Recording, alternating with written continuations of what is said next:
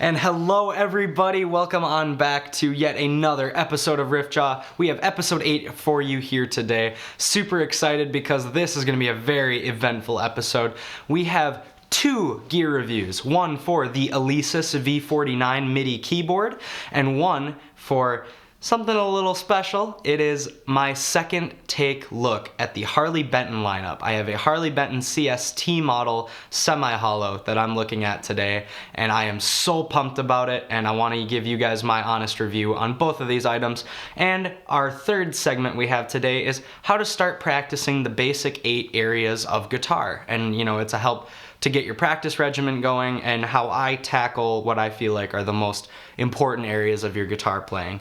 So, with that being said, thank you guys so much, and a special shout out to all of my patrons. We have Sandy, Julie, Gina, Morgan, and Tristan.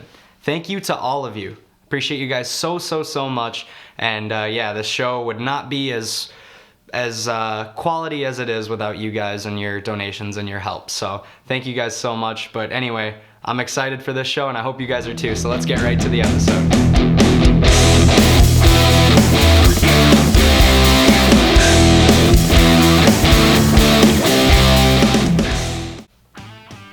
Alright, so you're wondering, okay, you saw the last episode of RiffJaw and you went out and you bought a guitar. That's awesome, and I'm really happy, really excited for you. So now you're like, okay, now I have to practice, right? And that's the part that sometimes can be a struggle to make practice fun and interesting. So what do you do? How do you practice? Well, I'm stealing this idea from Tyler Larson over at Music is Win, but the way that I approach practicing and the way that I approach practicing and improving on not just one area of playing the guitar, but every area of playing the guitar, is I actually break it up into these 8 different sections. And I'll actually read you right out of my book. So right out of my book here, if I get to the right page, I set aside what I wanted my practice session to look like. So the 8 different areas of guitar that I look at are exercises, scales, chords, sight reading, theory, songwriting, improv, and ear training. That sounds like a lot. Don't be scared. It's fine. Everybody starts somewhere in every aspect of these. And now what I find interesting about this is I found that I am better at some of these things and I'm worse at other of these things. So it's very eye-opening to start practicing all these different areas of guitar. So say you're a beginner, right? You want to work on just starting out playing guitar. You can start with exercises is the biggest one you want to start with. And what do I mean by exercises? Well, exercises would be things like this. So say you have your guitar and you're ready to go and you want to start practicing an exercise. So for this exercise, you're just going to be working on your finger speed. So you'll set a metronome to like something like 50 beats per minute, nice and slow. If you need to go lower, 30, whatever you need. So you're gonna go 2, 3, 4, 1, 2, 3, 4, 1, 2, 3, 4, 1, 2, 3, 4. And just do that to a metronome, and then you can go up and down. 1, 2, 3, 4, 1, 2, 3, 4. And you can keep doing that. And that's a simple example of an exercise. So then, once you get comfortable doing that, you might want to move it up a string and go up the string. So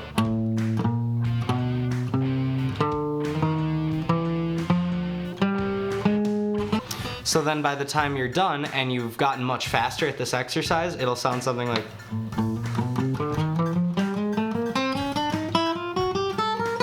I'm still working on my finger speed in that regard. And that's an exercise I use, but if you're a beginner just starting out,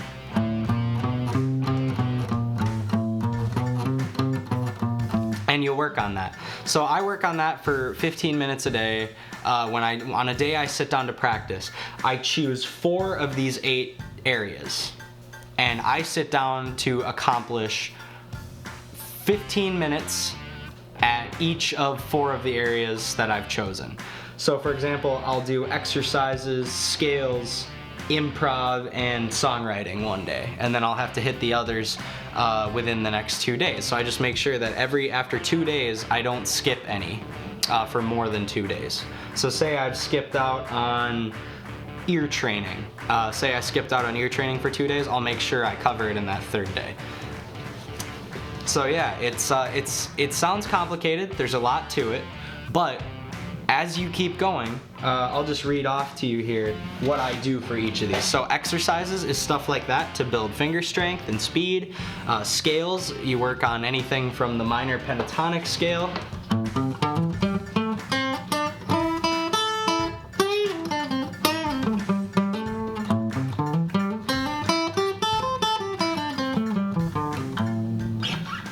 to maybe the harmonic minor scale.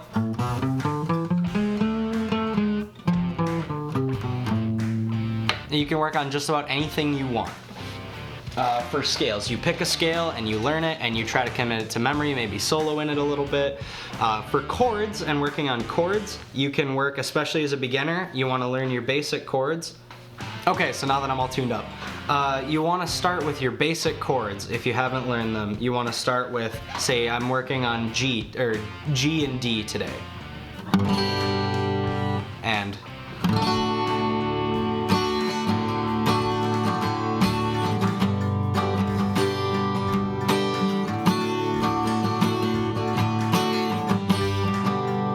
And you just work on going back and forth between G and D. Or maybe you're more, into the early or like the later beginner where you can do,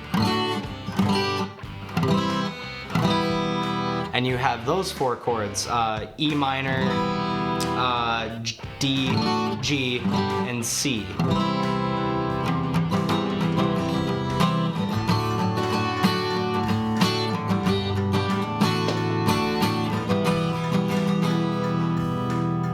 You can do stuff like that where you just work on switching between chords. That is very important. And moving on, sight reading. That one is very hard for me. I try to learn, I pull up some sheet music and I just sit and I struggle for 15 minutes and it's the worst. I'm horrible at sight reading, but I try so I can get better at it, and that's the attitude everybody has to have. Music theory, for that I actually have like a course that I take for music theory. But for music theory, you just look something up on YouTube. You can find just about anything. Like, you can go in and you can find the different tonalities on the major scale. You can learn triads and how triad inversions work, and whatever you want to do, whatever music theory you want to work on. 15 minutes.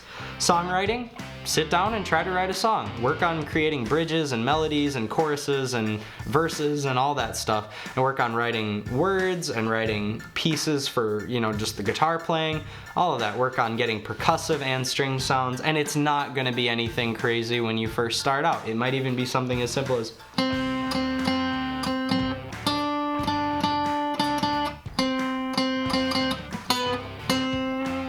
might be something really simple like that, but you just gotta start somewhere.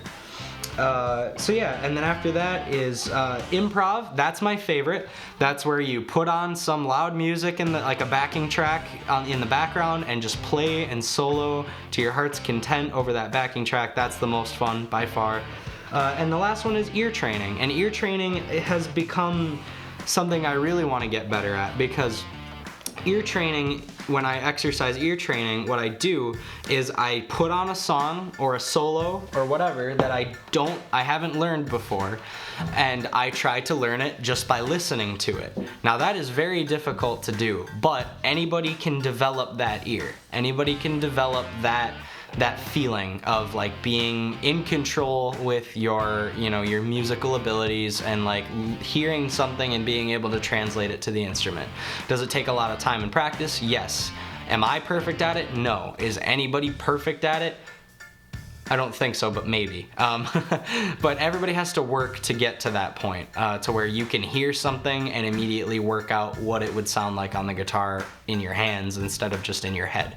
And that really helps for songwriting, because so these all overlap and they all create this cohesive playing guitar. You know, that's what it's about, is I break it down into these areas. Again, thank you to Music is Win. Tyler Larson inspired me with this practice idea.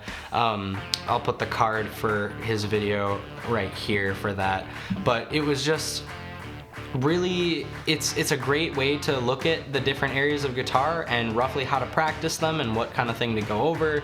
And you know, it's tough to find an hour in the day. It can be, but you know, if you can spare an hour a day, try to see if you can get 15 minutes here and there for 4 different of those areas.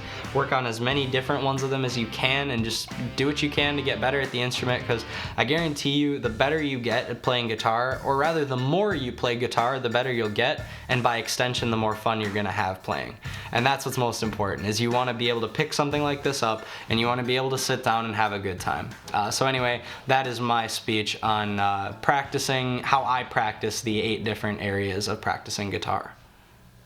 Okay, and welcome. This is my review / showcase of the Alesis V49 MIDI keyboard.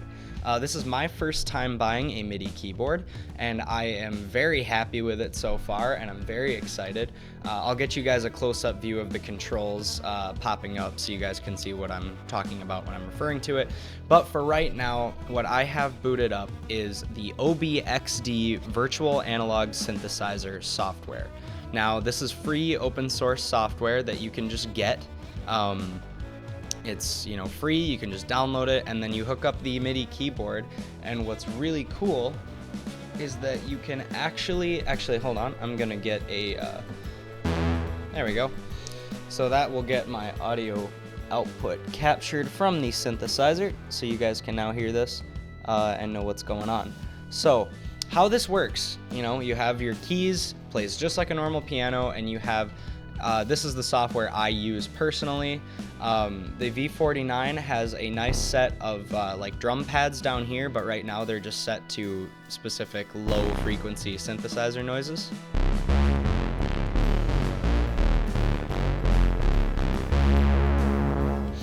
Pretty interesting. And then you have 2 wheels. You have a pitch bending wheel, and you have a modulation wheel. So right now I have the modulation wheel set to make things all wavy and weird. I don't know what the exact name for that would be.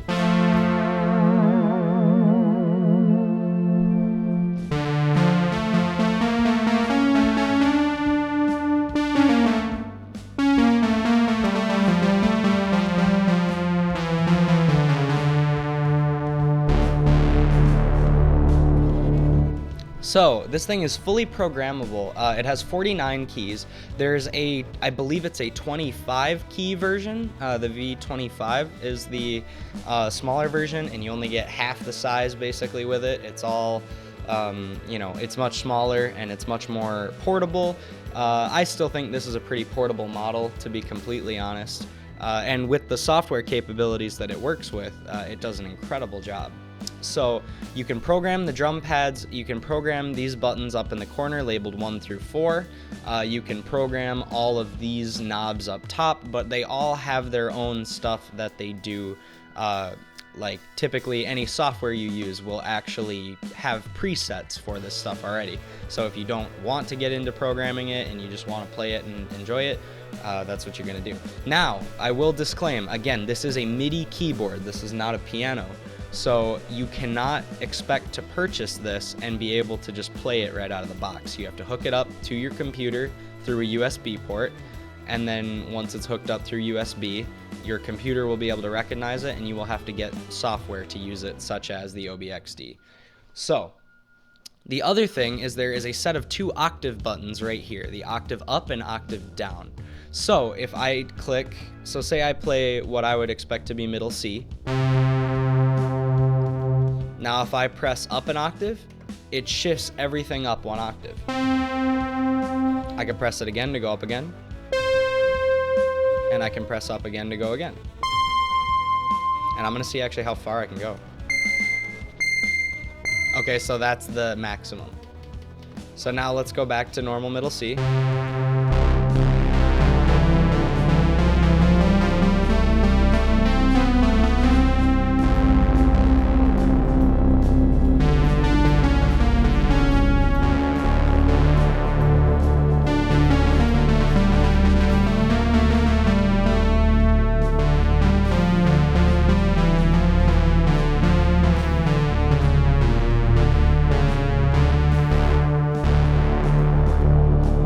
That's just too fun.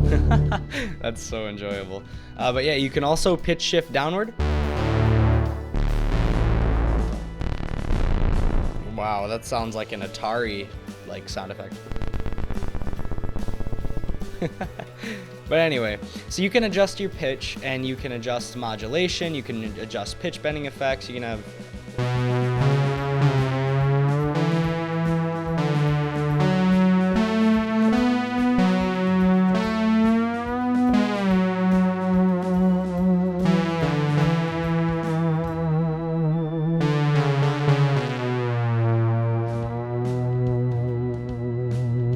So the nice thing, I'll also show off a little bit about the OBXD software. Now, I don't know everything that's going on here. It looks complicated, but all you have to do to use it, oh, not MIDI settings, my apologies. If you go to options, hopefully you guys will be able to see this. If not, you can just click on the options button. I'm gonna check in and see if, no, you guys aren't actually able to see it. So you can adjust these knobs, as you can see. You can, anything on here, all these buttons, all these knobs, you can adjust everything and get it all fit to your taste if that's your thing. Otherwise, you click the options menu and you can click banks or themes or whatever, and you can actually go through, and they have a bunch of presets, including the one I'm using now, which is called Subdivide, which is actually modeled after the Subdivisions MIDI keyboard solo in the song Subdivisions by Rush.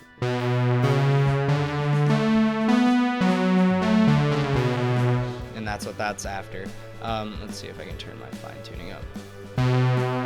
Oh, that's what the fine tuning does. Oops, I need that to be even 50%.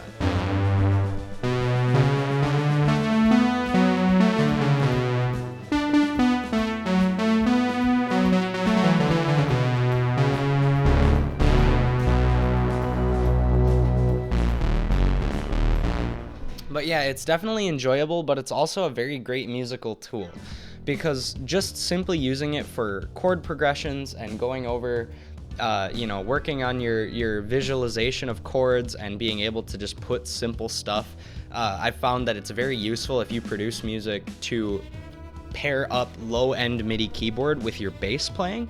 So say if you have a bass line that's like,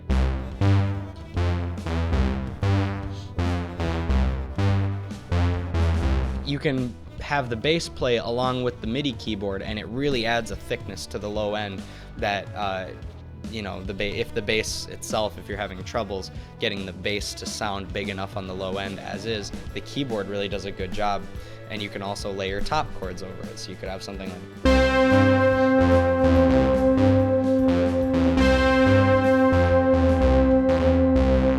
and you can do a lot of creative things with it. All these buttons are fully programmable. To my knowledge, I haven't done a lot of deep diving with it. I just know that I've been using the OBXD software. I believe this is it. This is my Spitfire Labs audio, and these are all free labs that you can get. They all have electric piano, frozen strings, lap steel guitar, handbells, guitar harmonics, granular whale song.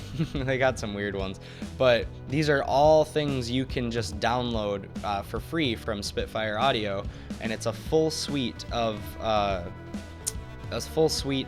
MIDI instruments that you can use with your keyboard. I won't demo those here. You can check that out for your guys' self if you would like, but definitely another interesting program to check out.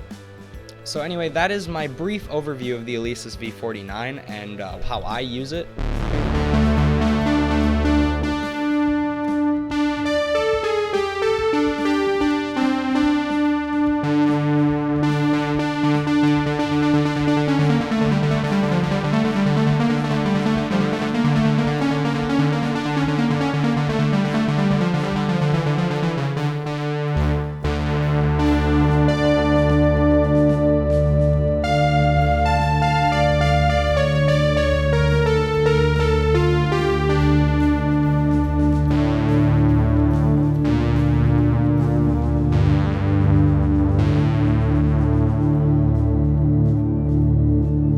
On to the next segment.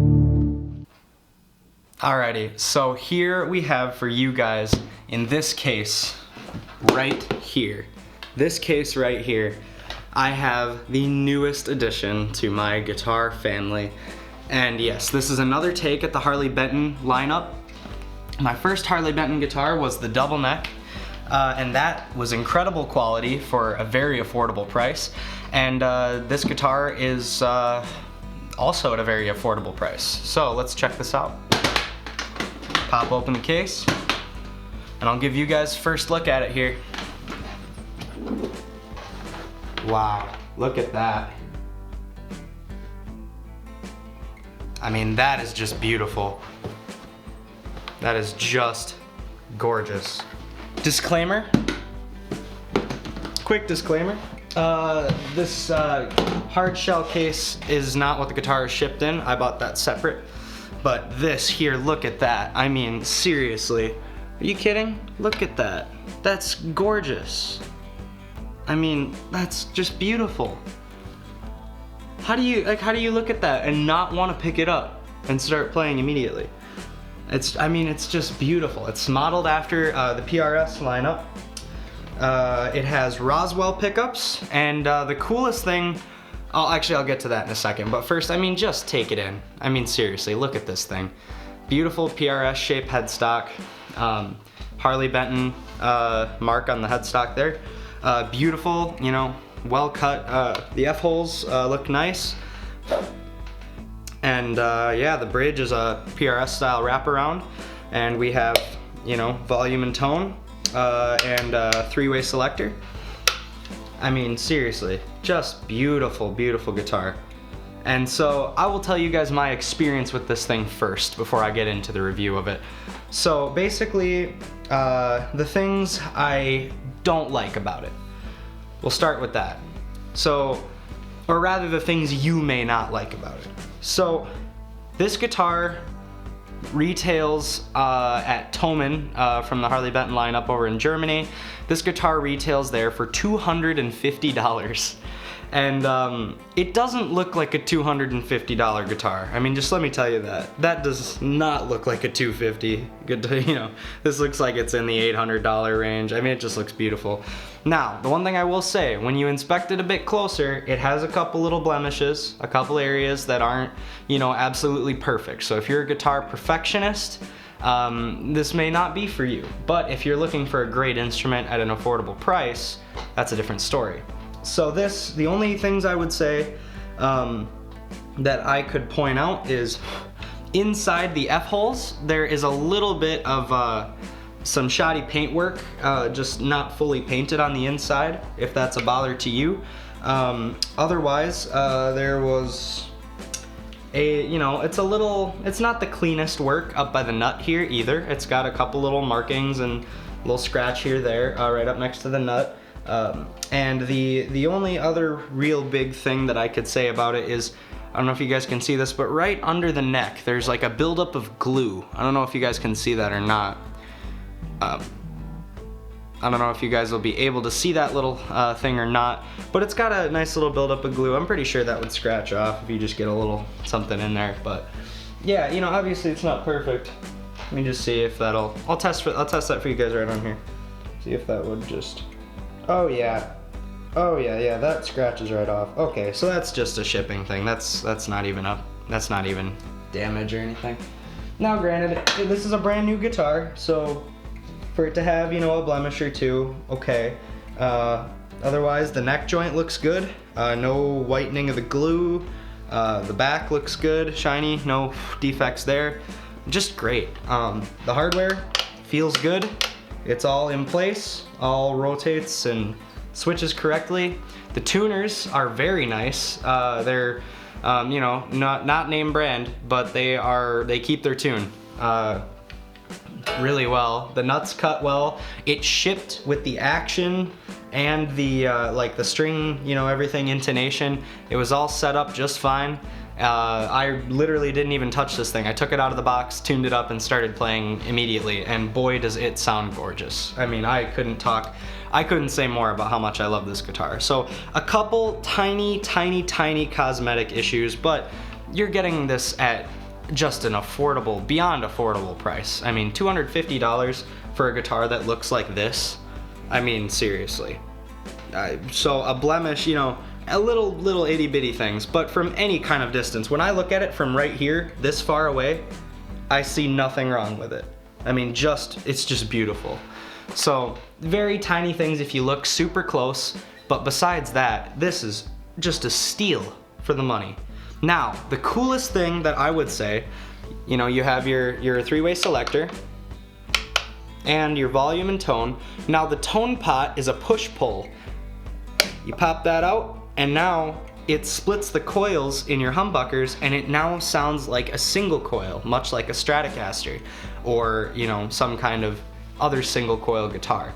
And might I tell you, this is the most Strat sounding, I mean, you know, some people might get upset at that, but this sounds a lot, it sounds like a single coil. It sounds like it's not just coil splitting, it sounds like a single coil. And it's just perfect for, you know, say I go coil split, bridge pickup, that's like a great Stevie Ray Vaughan or Jimi Hendrix, you know, setup. You know, obviously you have to mess with your amp to get the proper settings from there, but after that, you know, switch it up to the neck pickup, and it sounds like, just like, you know, something David Gilmour would play, Pink Floyd, or even with the push-pull down, pushed in, it, you know, neck pickup just sounds that creamy, bluesy, just soft on your ears. It sounds wonderful. And that tiger striping, charcoal finish, I mean, I'm in love with this thing. It's so nice. And on the push-pull, there's a little screw here, or not on the push-pull, sorry, on the bridge, the little wraparound, there's a screw that lets you adjust for intonation of the G and B strings. And yeah, I have, personally, when I look at a guitar, what I think for and what I look for is it affordable? Does it play well? And does it look good? And does it sound good? Those are my 4 things. This accomplishes and surpasses my expectations for all of those things. I would highly recommend picking up a guitar like this. That's my verdict. I mean, this is, I can put the link to it in the description below. This was $250. You have to pay around $50 shipping if you want to get it shipped to the US. But I mean, for the price and what you get, it is just simply unbelievable. And Thomann runs a 30-day warranty. Just send it back for any reason. You don't like it, send it back. You know, they will return it under any circumstance, you know, just like, oh, I wasn't feeling it, and then you send it back, you know, they'll take it. So there is zero risk buying from Thomann and Harley Benton. I kind of wanted, I've talked about Harley Benton before, but I really wanted to wait until I tried 2 of their instruments, which I now have. I have the double neck from Harley Benton, and I have the CST. And after looking at what Harley Benton can put out and what they do, I can't recommend them enough. They are amazing guitar manufacturers for beginner to intermediate, and they will get you a beautiful sounding and looking instrument for a very affordable price. I mean, my Harley Bentons are probably some of my favorite instruments out of my collection. I don't know if you guys can see that, but I'm starting to amount, you know, a nice little collection here. But seriously, this is just beyond anything you could expect for the price range. I'm super impressed with this guitar. It sounds great, it stays in tune. I mean, it shipped ready to play out of the box, and that's tough. It came from Germany in 2 days, or 3 days, sorry. 3 days after I ordered it. I couldn't recommend Harley Benton enough, and I will link them down in the description so you can go check out the Harley Benton lineup. And yeah, just absolutely gorgeous guitar. This segment's going a little long, but I just needed to, because I mean, seriously, this is just a beautiful instrument. And the only other thing, I guess, is you know, the frets were a little rough and scratchy, but all you had to do is play it for all of about an hour, and there's no more fret scratch anymore. It's not, you know, it's smooth frets after playing it for like an hour. I mean, again, if you're a perfectionist and you want top tier and name brand and whatever, no, this isn't for you. But if you want to get the most guitar, the most beauty and looks and playability and affordability, you know, Harley Benton's the way to go. I couldn't endorse them enough. Just beautiful. Seriously. So anyway, with all of that being said, enough of my rambling. I need to get on and I need to show you guys how this thing sounds. So I will have titles down here or up here, one of the two, that will kind of tell you what's going on as far as what my settings are on the guitar, because I will try and I will show you every configuration. So we'll have neck pickup, bridge pickup, both pickups, and then I will also do that same thing with the coil splitting out so you guys can hear the difference, and I'll be using kind of a dirt blues tone. I'm just so excited to show you guys this. Just awesome. So anyway, let's get on with the demo.